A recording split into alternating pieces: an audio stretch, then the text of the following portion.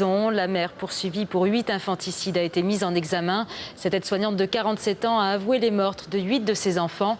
D'après son avocat, elle se sent soulagée après la révélation de ce secret. Son mari a lui été laissé en liberté.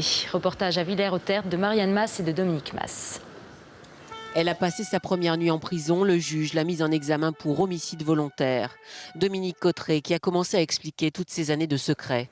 Pour le procureur, déjà, pas question de déni de grossesse. C'est un mobile qui n'a pas du tout été avancé. Au contraire, elle dit qu'elle avait parfaitement conscience d'être enceinte. Elle a expliqué que son premier accouchement s'était très mal passé et qu'à la suite de ça, elle ne voulait plus voir de médecin. Elle s'est exprimée à 3 reprises dans le cadre de sa garde à vue, assez brièvement et succinctement.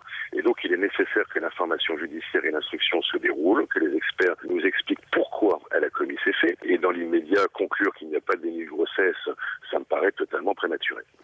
Loin des débats judiciaires, ses anciens collègues de travail sont tous abasourdis d'être passés à côté de 8 grossesses. Impossible de pouvoir imaginer que Dominique ait pu être un jour enceinte. C'était impossible parce que Dominique était très très corpulente et nous n'avons rien vu. Dans le village, on ne comprend pas non plus toutes ces années de silence.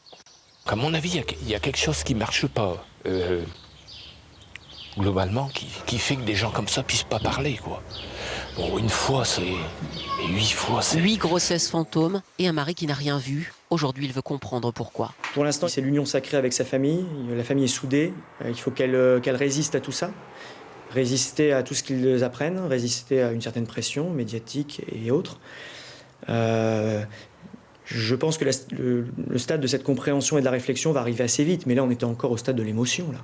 Un mari remis en liberté hier. La liberté, oui, mais tellement de questions et de doutes. Yvan Colonna